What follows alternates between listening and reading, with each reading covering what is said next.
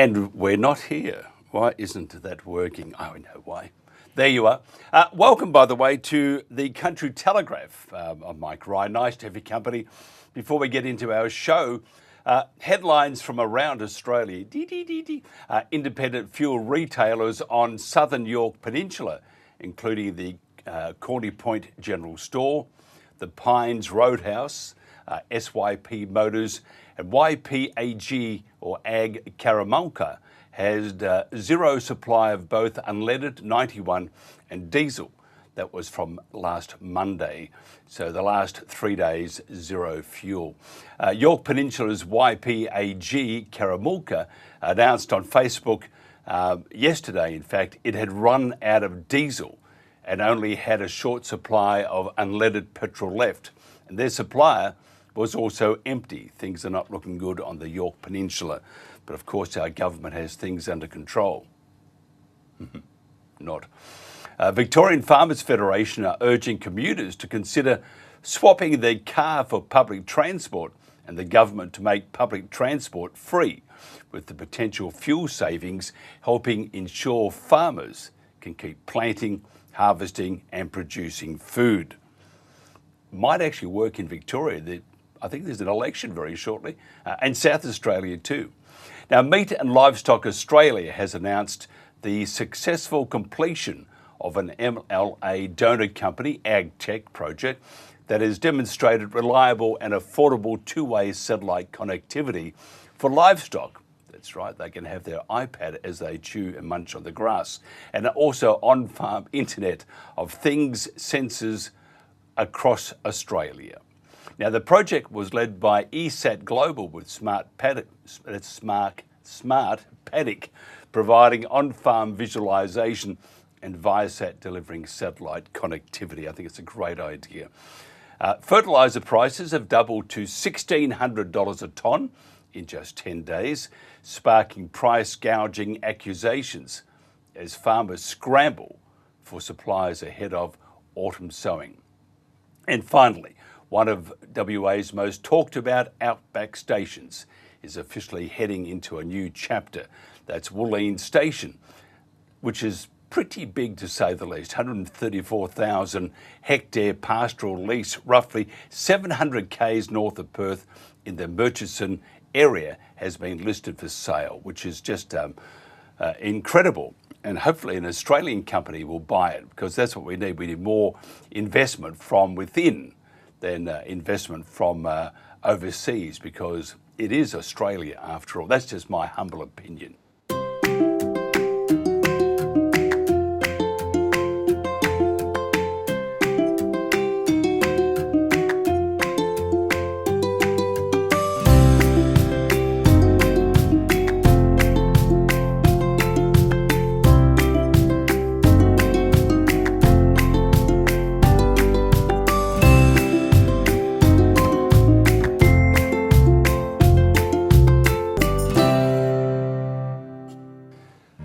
Did you know they plan to build over 3,000 wind turbines on Queensland's Great Dividing Range? Over 3,700 kilometres of new haulage roads will carve through old growth forest. Destroying forests for industrial renewables makes no sense. It doesn't have to be this way. The intact biodiverse ranges of Queensland are no place for renewables. Take 2 minutes to learn the truth about the destruction they cause. Go to rainforestreserves.org.au. Just played a commercial, played a PSA, public service announcement, community service announcement, whatever you want to call it. And I'm very, very upset at what the federal government is doing to our landscape, our country, raising the top of the Great Dividing Range, throwing up thousands upon thousands upon thousands of wind turbines, wildlife being killed and discarded, cruel ways of discarding that wildlife. And yet the hypocrites, and I am very upset, so I shouldn't go down this path, but I will. The hypocrites have brought in NEPA, National Environmental Protection Authority, and we have that along with the Greens clapping away, saying how we're going to look after Australia. Yet they let the obliteration of wildlife and the Great Dividing Range and other beautiful areas of Australia, and all based, in my own humble opinion, based on a lie. Stephen Nowakowski is an award-winning wilderness photographer and conservationist. He's based in North Queensland, Australia. Stephen has exhibited internationally, worked in Papua New Guinea and Timor Leste, and collaborated extensively with other world-class photographers, and is also with traditional owners. His spectacular works are in demand around Australia and the world. It reminds us of the precious natural wilderness on our doorstep. He has recently completed a very important report for Rainforest Reserves, mapping the extensive nature of Renewable Energy Project Rollout and environmental concerns. Rainforest Reserves has attracted a legal cost claim after losing a federal court challenge to the Gawara Baya Wind Farm and the proponents. The upper Burdekin Wind Farm Proprietary Limited, majority owned 75% by Andrew Forrest Group Tattarang. Stephen, thanks for joining us. Yeah. Hi, Mike. Yeah, great to be here. Thank you. Thanks for having me. Tell us about where you're at the moment with Twiggy Forest. Yeah, around early last year, we lodged a court challenge, a federal court challenge in the federal court in Sydney, and it was it wasn't a merits-based review, but I forgot the actual name of it now. But it was a challenge against the Minister for Environment's decision to approve the Upper Burdekin Wind Farm project, which has now been renamed as an Aboriginal name, Gawara Baya Wind Farm. As you said, it's majority owned by Andrew Forrest.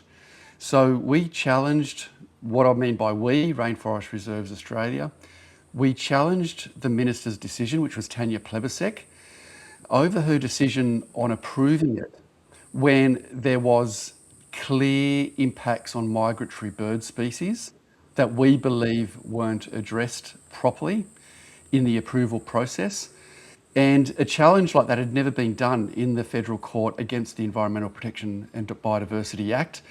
And we wanted to challenge what are our obligations with international bird treaties, our migratory bird treaties, and how that interacts and interplays with proposed wind turbines, because wind turbines will take out we're claiming many of the migratory birds that do visit Australia from the Northern Hemisphere.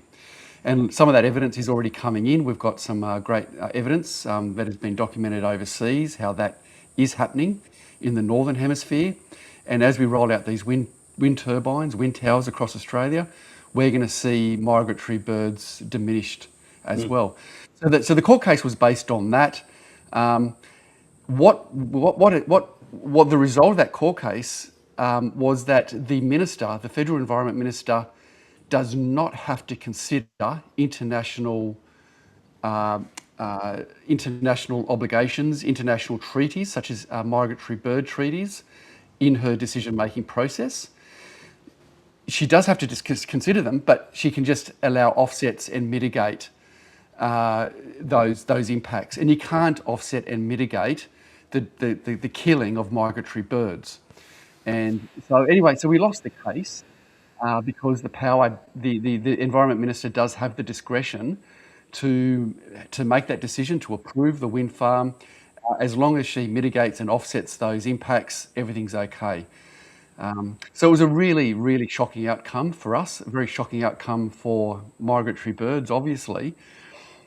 And it just goes to show that we don't have, our federal government has no obligation to abide by the international treaties that we sign up to, such as the migratory bird obligations. Yeah, it's pretty terrible to say the least. And I am very upset that anybody as in an organisation, whether government or private or whatever, would do terrible, terrible things to something that cannot be replaced ever again. And if they want to build these turbines, pick another area. But in my humble opinion, Stephen, it's all based on a lie. and it is not about saving the planet at all. It's probably Yes, about yeah. lining the pocket of many, or not of many, of a few throughout Australia and globally. Because we look at the wind turbines, I think a great majority, if not most of them, are funded by overseas interest, and they couldn't give a rat's about Australia and what happens to the terrain. Do you have any idea on the overseas investment? I see Twiggy's mob, 75% of the Gawara Baya Wind Farm. Gawara Baya Wind Farm, yeah, that's right. I knew that. Yeah, the majority of renewables in Australia are owned by international, multinational companies. So, for example, Neoen is French, DP Energy is Irish. You've got Copenhagen Infrastructure Partners, which is a Scandinavian fund manager. Arc Energy, which is Korea Zinc. The list goes on and on and on. The only Australian-based companies that I know, which is Squadron Energy and WindLab, and both are owned by Andrew Forrest.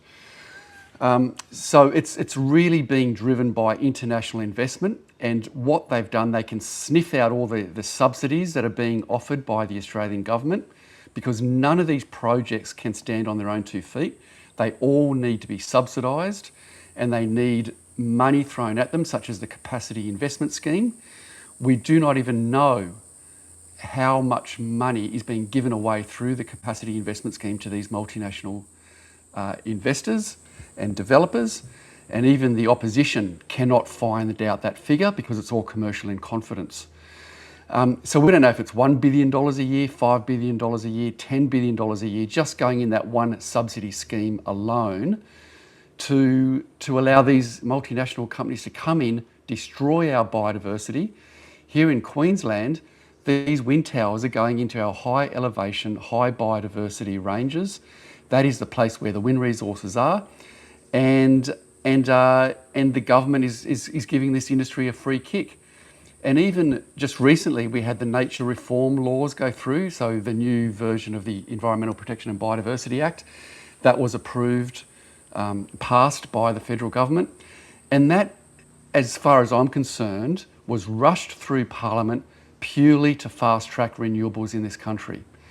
You know, I've been a conservationist for 30 years, campaigning for reforms of the EPBC Act, and couldn't get any reforms through the system at all because of its weak interpretations and so forth.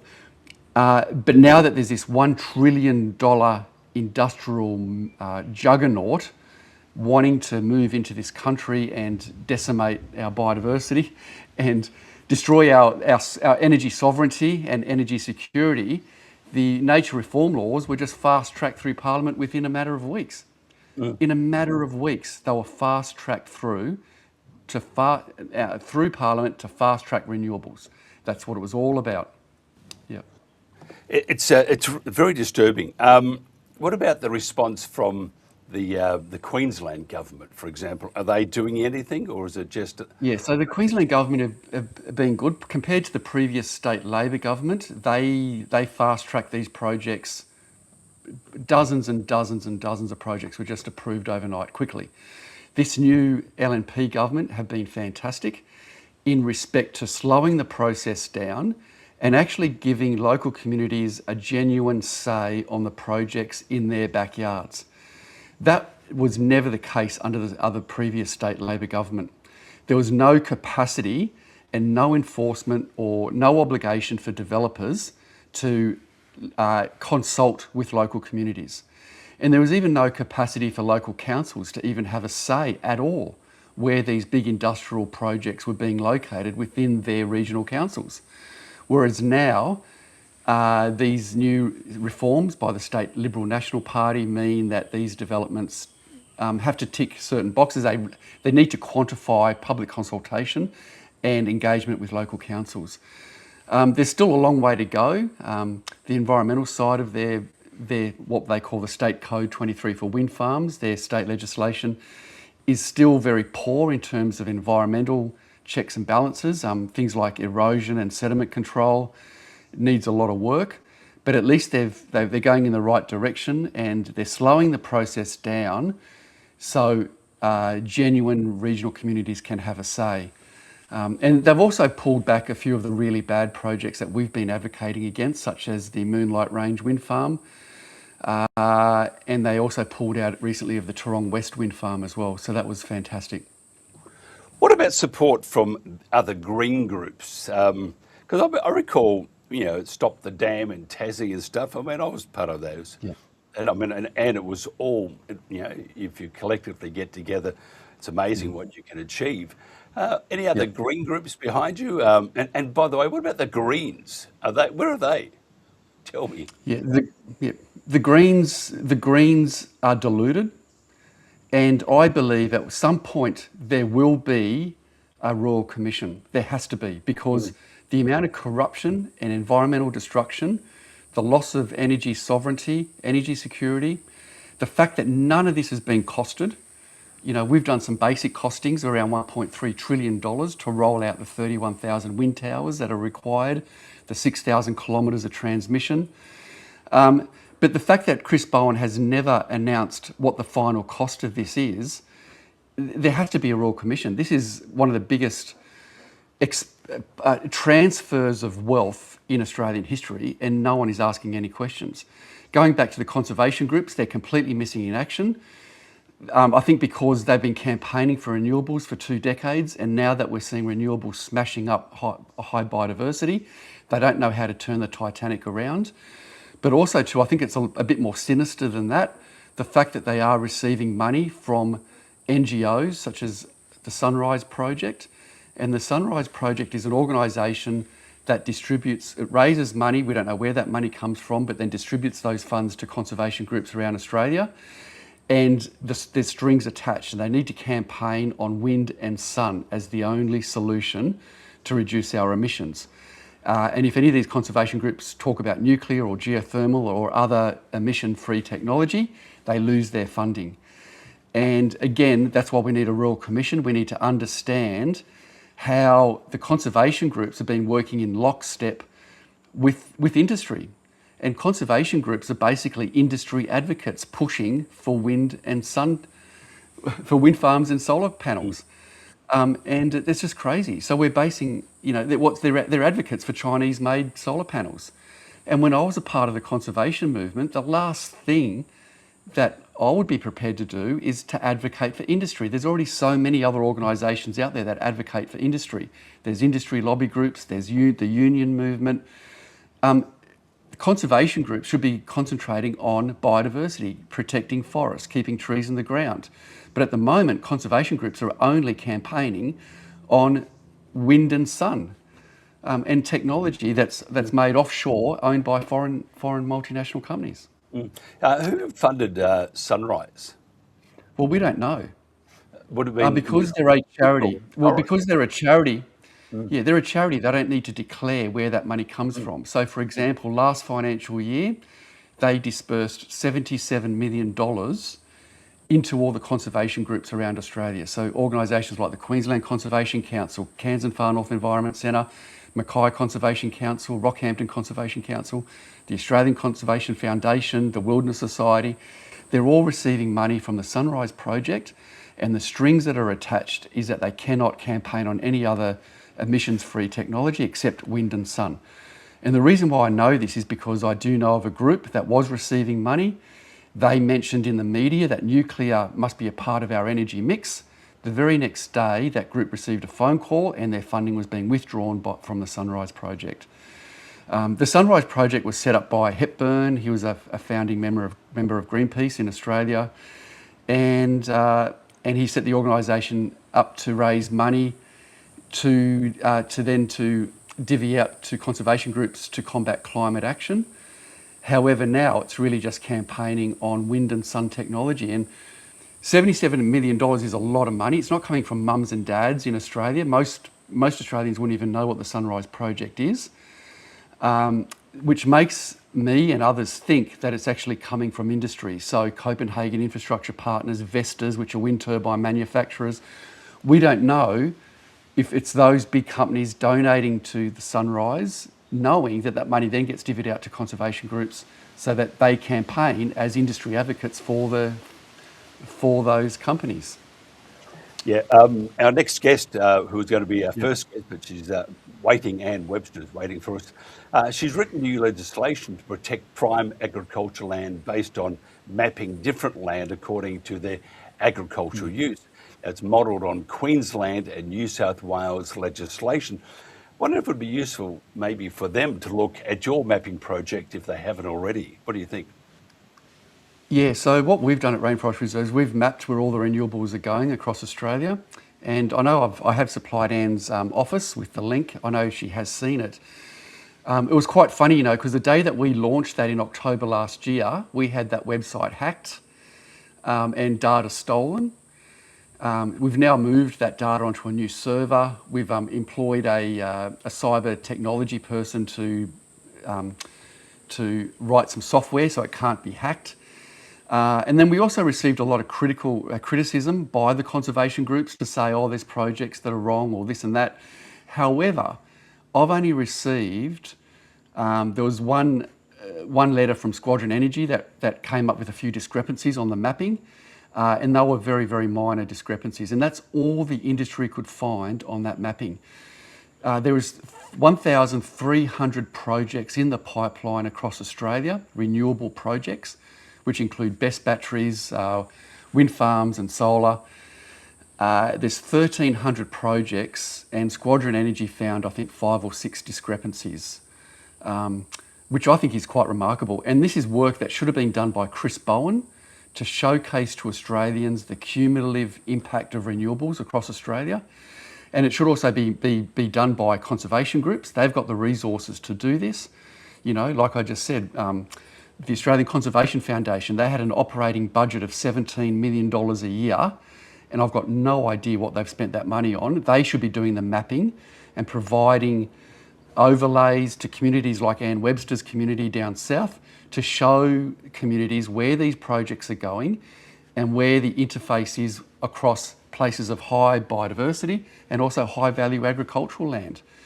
And no one's doing this work. And I just find it gobsmacking. And this is why we need a Royal Commission. I totally agree with you. I think it's again, I'm very upset at this, and I don't want our country just looking like a giant fan. And the other things which we have talked about, we haven't got time now because Anne's waiting for us, is that the after the 20 years, who's responsible for clearing the old blades, the old turbines? And I think you mentioned to me that many companies are designed to actually shut their doors 20 years' time. So therefore, it's left up to for example, the government or those on the land, which is just terrible. They've got to. It's the host landowner. Yeah, it's just terrible.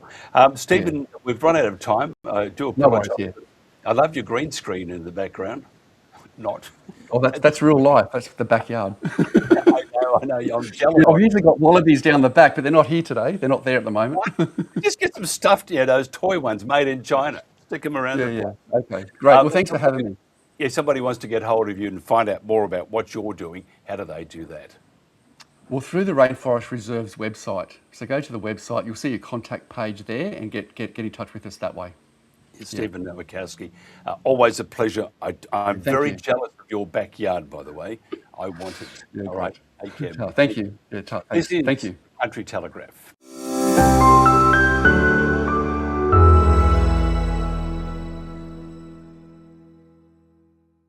And back again with Dr. Anne Webster, just briefly recapping Anne's creds, Nationals member for the Division of Mallee in Victoria, Shadow Minister for Regional Development, Local Government and Territories, Shadow Minister for Regional Communications.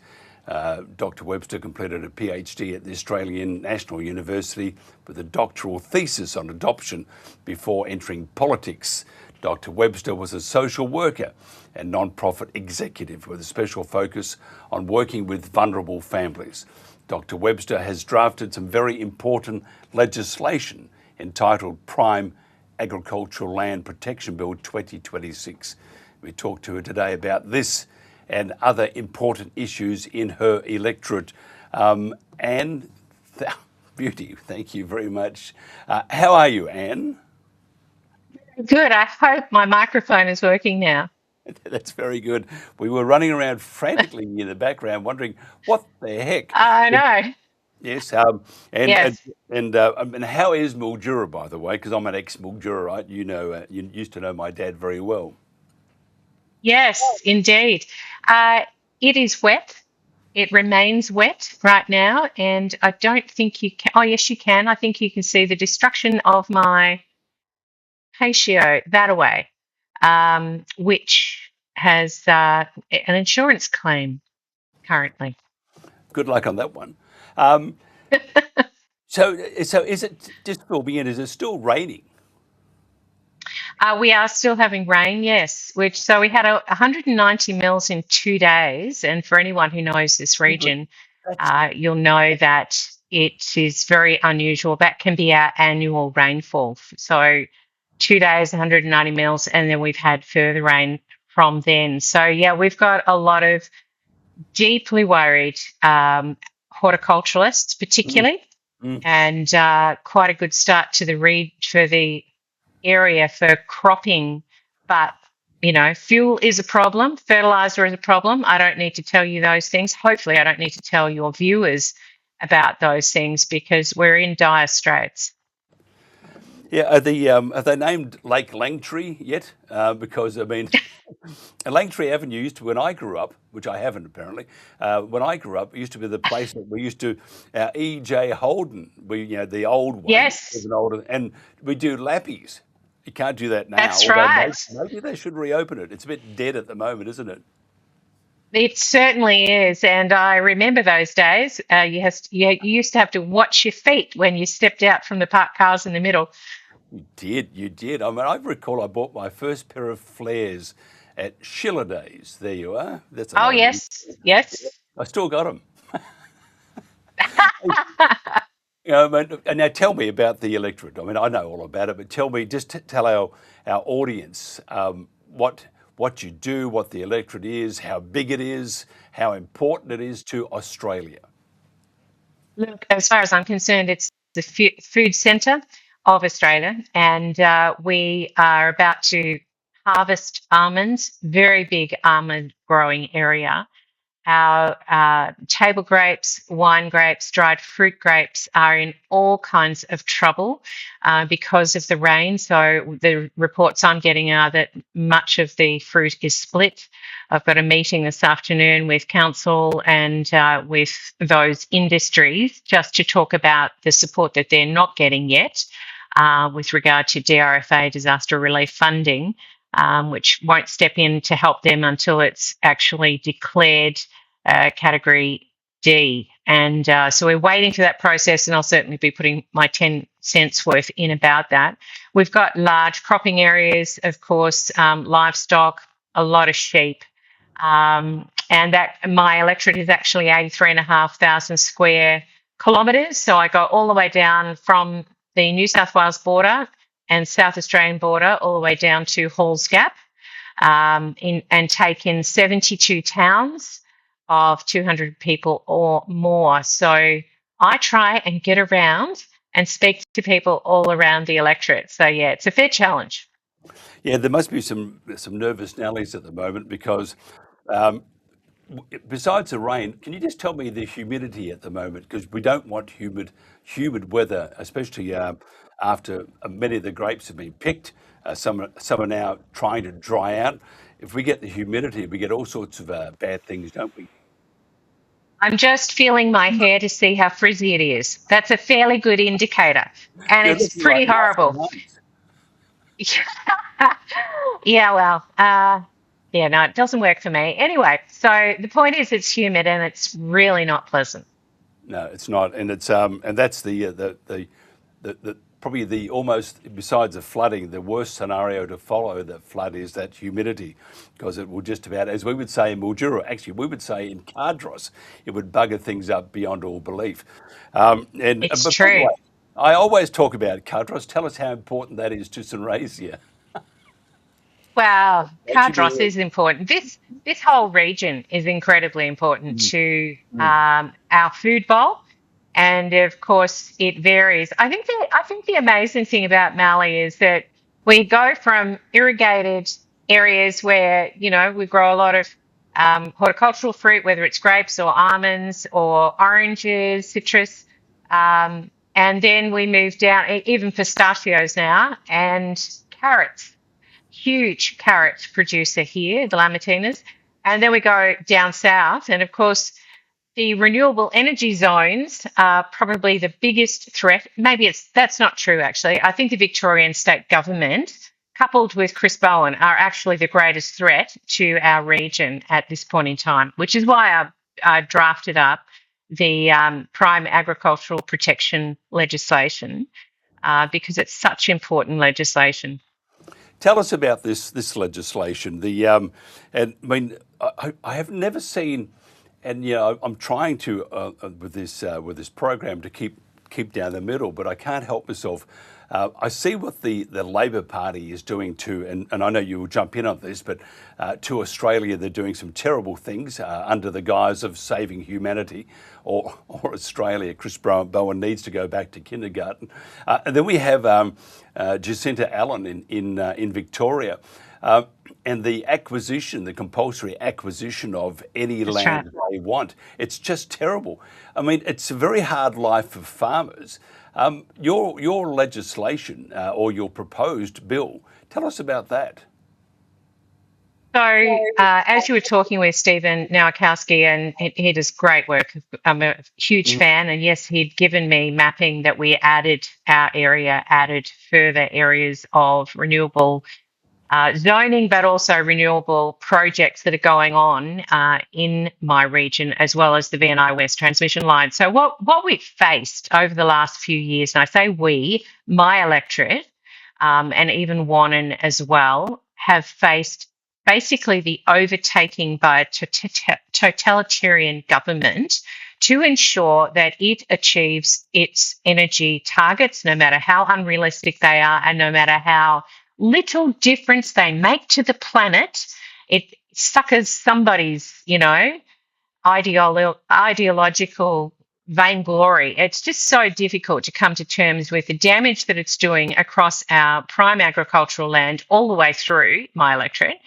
All to hit political targets. It's to appease the Greens and those of the left in the cities. So the regions continue to suffer under these governments that frankly don't give a damn, if I may quote Rhett Butler. So the thing is that the legislation itself will map prime agricultural land, secondary agricultural land, and marginal land across Australia. Now, as you pointed out, speaking with Steve, it has been done in Queensland and New South Wales, but we need a national standard, if you like, and a national and objective measure for prime ag land, for secondary ag land, and for marginal land.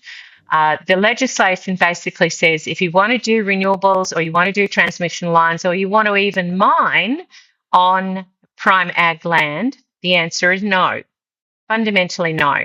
Then the secondary land, which is still highly productive, mind you, there must be a social license, genuine social license. I almost get to the point now, Mike, where I talk to locals about social license and they roll their eyes, because it just hasn't existed. There has not been an objective framework for that social license to be provided or sourced or gained in the communities. And it is a crying shame because I think it has poured fuel on the fire of distrust of governments with very good reason. The social licence needs to be gained for that secondary agricultural land. And of course, the farmers' rights must be considered first and foremost. So then marginal land, go you darners. Put up as many of those wind towers and plant solar fields to your heart's content. Nobody is going to care. But on our prime ag land and our ag land, which, let's face it, is 1% of Australia, it should be protected.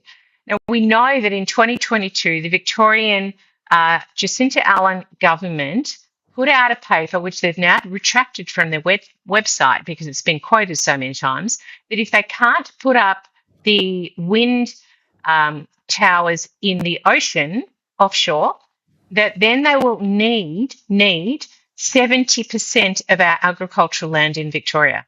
Not okay. On anybody's watch, not okay. So the upset and the lack of faith in the current governments is just extraordinary. It is. It's terrible, and I really feel for those on the land at the moment but it hasn't changed on one hand though. When I was on the orchard, Dad, the other growers would always complain about how the state government and the federal government wouldn't know the first thing about sunraysia or the problems that farmers and those on the land go through.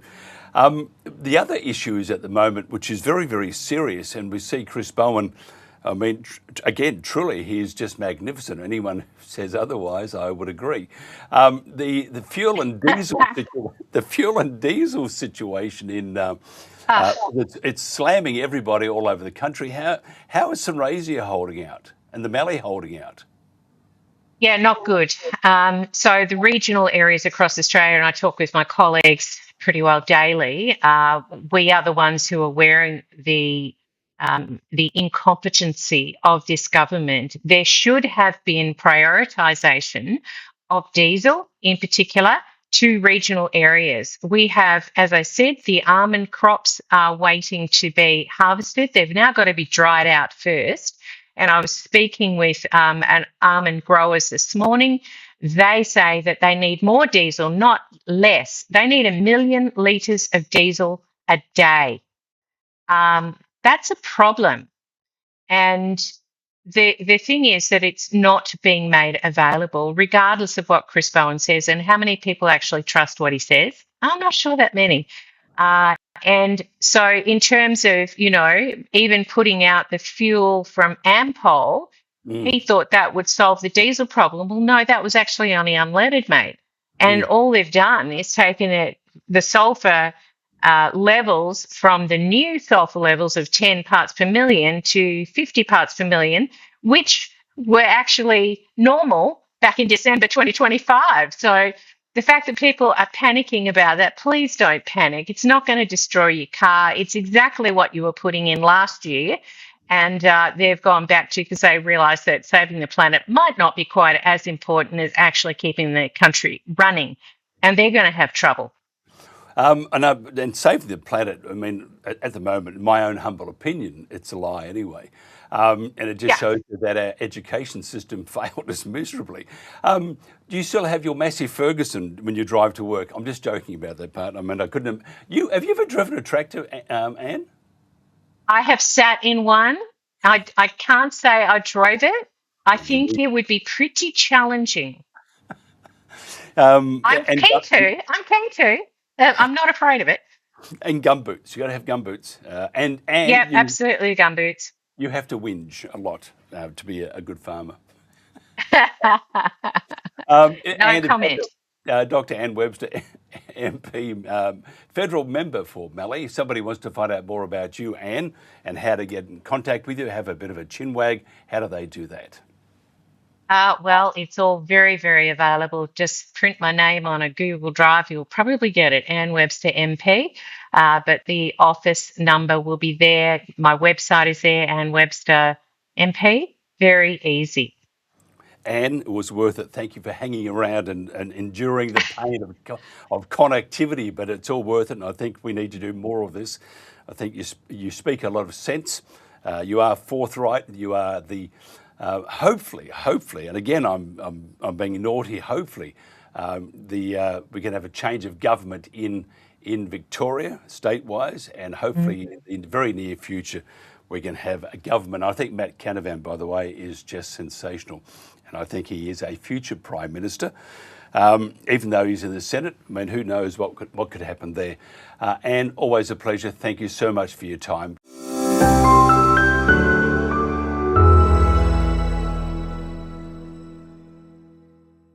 And we're back again, and I think Anne Webster, MP, Dr. Anne Webster, I think she's fantastic, a friend of the family from Sunraysia, but a great proponent for pushing what is important in the bush. And I'm sure after mentioning that she hasn't got a Massey Ferguson, that Anne will pop out there to her local Massey Ferguson dealer and buy a used Massey Ferguson tractor. Maybe not.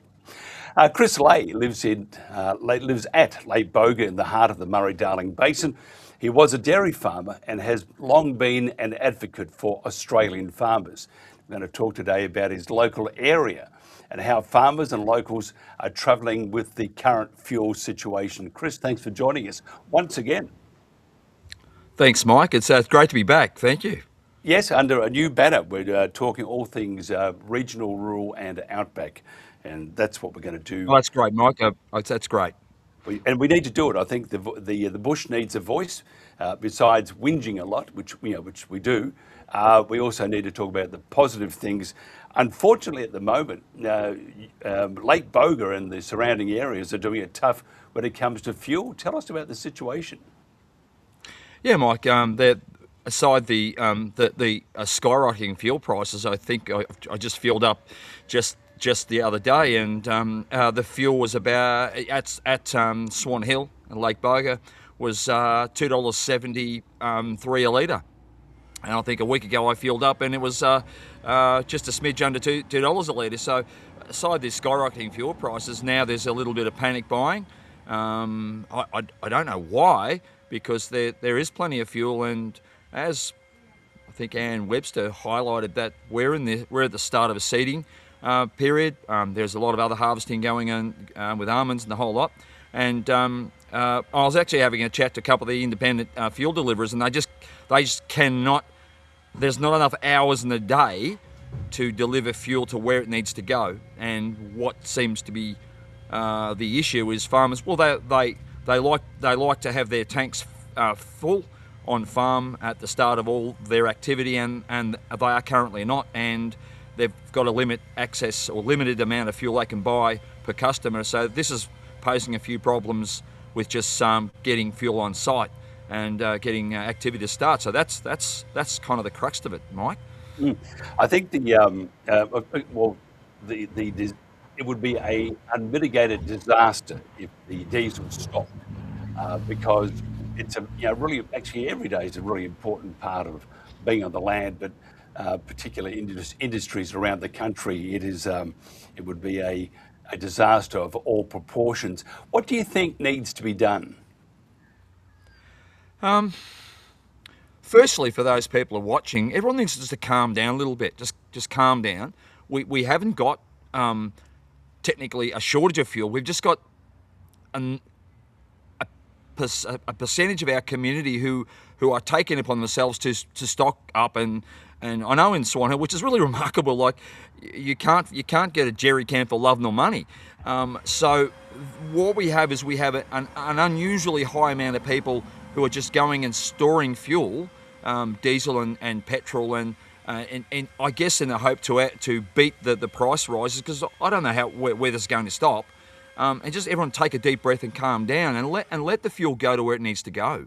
So what we don't want is situations like just across the river in Barham in New South Wales, not far from where I live, and my family from that area, and that town has been out of fuel for a week because farmers are coming in, getting their 5,000 or 2,000 litres of fuel in their fuel cuts and going back farm, and then the truck's already come and it won't be back till next week, and that's what's happening. So if everyone just sort of calms down a little bit, and I'm not certain if we can rely on to listen to the government on what they're promising. I think what they're saying and what is actually happening are two very different scenarios.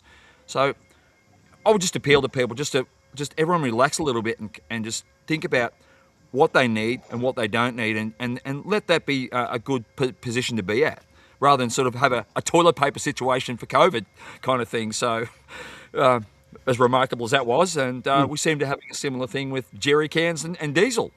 The Victorian Farmers Federation have suggested that perhaps government makes it free to use public transport, and therefore limiting the use of your cars and stuff like that. That's not a bad idea, is it? Because then it takes the pressure off also. And you are right, at the moment we have enough fuel. Whether we'll have enough if the war continues, and looking at what's happening at the moment, many countries are not siding with the US in the war against Iran along with Israel. So if it keeps going, we are at a spot of bother. I think the VFF's idea of government providing free travel will help. Besides fuel, which is a pretty serious thing, tell us about another situation. Apparently, another issue is water. And I'm now, the background of me at the moment, I have a bridge that you might know, it's the Swan Hill Bridge, and that pick has a full river. How can there be an issue with water? Well, as some of your listeners and watchers may be aware, that the Murray-Darling Basin Plan is now undergoing its first, I guess, broad review on its viability, its feasibility since the inception of that particular plan. So people need to understand the water needs to be shared equally between the three states, and the management of that water between users like the environment, which is now a significant user of the water, the horticulturalists, agriculturalists, irrigators, and industry even. We all have to sort of share that. Yes, so the river at Swan Hill, I wouldn't say it's high. It's certainly what you would expect to see coming into a late summer sort of flow. So, but they're trying to get water down to the lower part of the basin. Sharing the water is a very tricky thing at the moment. It's very contentious. So we have no shortage of water. It's just who gets it and what it's used for. Yeah, we need to, again, we have, and that's always been an issue, the water allocation, who gets what, and it really hasn't changed. What do farmers want? What's their main beef at the moment? Well, what farmers want, and I wouldn't say it's a beef, it's just a constant awareness that we just need security in water allocations. So if we sort of look back over the whole scenario, what has happened since the water markets were deregulated and becoming deregulated, particularly in Victoria, is that we're finding, okay, well, if we get users like irrigators and also trading groups, water traders, then we're going to find that there's a shortfall. And that might seem a logical thing to do, is to account for every single drop of water, either in savings and efficiencies, or in what you do with your water, whether it's growing pasture for dairy farming, whether it's growing rice in the riverina, or whether it's growing fodder for cattle and those sorts of things, or blowing everyone's mind is agroforestry at the moment. So what we need to be looking at is the security of that water, what we need to be putting water towards. I find that security in food production, I think, is paramount. We need to be thinking about that more than anything, because we need to make sure that we, one, can feed our own nation and feed our neighbours with the trade arrangements we have with certain things. And I think that's where what we need to be centering our policies on, not on viability for investments and futures and all of those derivatives and all those sorts of things that now water's becoming part of. Mm. Yeah, Australian farmers do feed Australia, and perhaps the politicians should have that, the Chinese water torture, farmers feed Australia. And maybe I think a really simple way to keep the awareness is just people in public, ask yourself or your friends, or where do you think your food comes from? Mm. Have a guess, It just doesn't turn up in the supermarket. And now, on to some positive things. We need you to tell us about, because we have many watching it all over Australia, you may not be familiar that Lake Boga and Swan Hill is the epicentre of water skiing and this epicentre of tourism in Australia.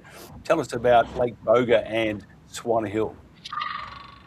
Well, you're right. I live in Lake Boga, and it is considered to be one of the jewels of the northwest Victoria. It is an amazing place to be living on.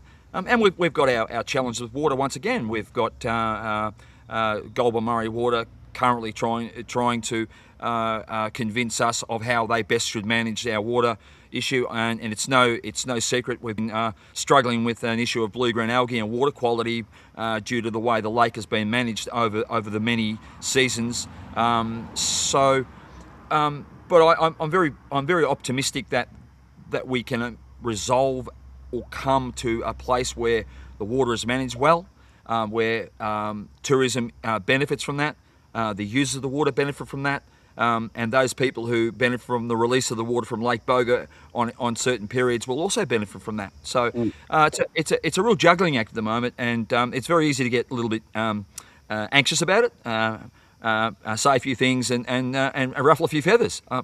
As you know, I've done that a couple of times. You do, and you should keep doing it. I think the world needs a feather ruffler, and you're it. You're the feather ruffler from Lake Boga.